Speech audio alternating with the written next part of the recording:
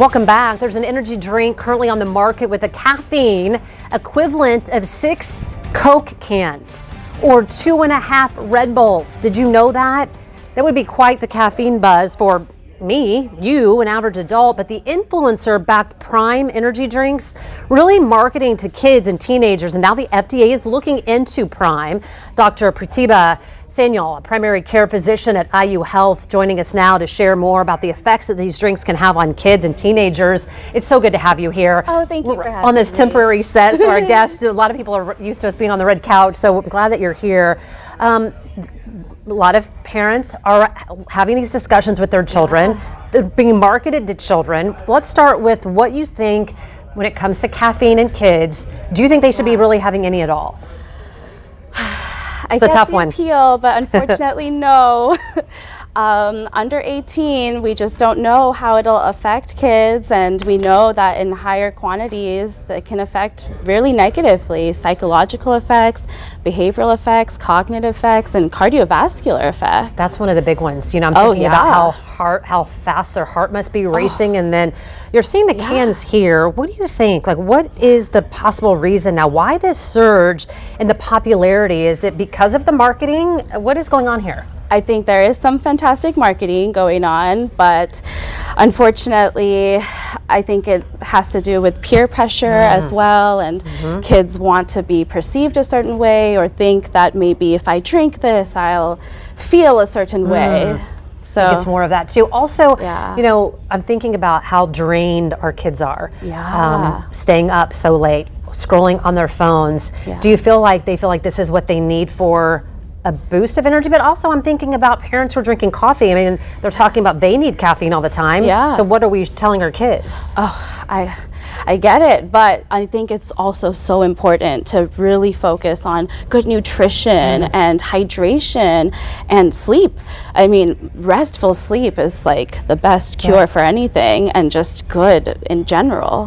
What is it about Prime that makes you so concerned as a doctor? I think one 12-ounce can has like, 200 milligrams of caffeine, which is, you know, at least 2 cups of coffee. And you were reading out the stats before as well. So it's just a massive amount of caffeine in one drink. And I think kids can really go off the deep end with that. When we're looking at the label, what should we specifically be looking for? So it should say either caffeinated, not caffeinated, and the milligram amount of the caffeine as well. And milligrams of caffeine when you're looking at that. Normal 1 cup of coffee has about 100, maybe up to 150. Every coffee cup will vary, and also the size as well. So do you have any idea right now, when you're looking at numbers, how many teenagers right now or kids do you think are consuming these types of energy drinks? I think the stats out there is like more than half even. What are some alternatives to caffeine? If someone's out there saying, hey, well, I have a, you know, I'm playing a basketball game. I hear a lot of, you know, kids saying, well, I want this before my sport event, or I'm taking it before a test because I feel like I'm more alert. Are there things that they should be doing instead? Oh, absolutely. I think healthy nutrition, proper nutrition, getting good hydration. Caffeine is a diuretic. It can dehydrate you. And sleep. I mean, getting a decent 8 to 10 hours of sleep, or even to increase wakefulness, getting some bright light, ideally sunlight, in the first hour of waking can increase wakefulness just in general. I'm learning more about that as I'm getting older, and I'm learning about the importance of that, about the amount of, like, when you wake up in the morning, getting outside to get that first boost of light, what it does to your brain and your body. It changes your chemistry, it increases wakefulness just in general, and it actually can give you better restful sleep. So it's just a great cycle to get on. Final tip. Is there anything else that we need to hit on before I take it to Amber, who I know she has a little one and she works these crazy hours, so I know she loves sleep. Yes.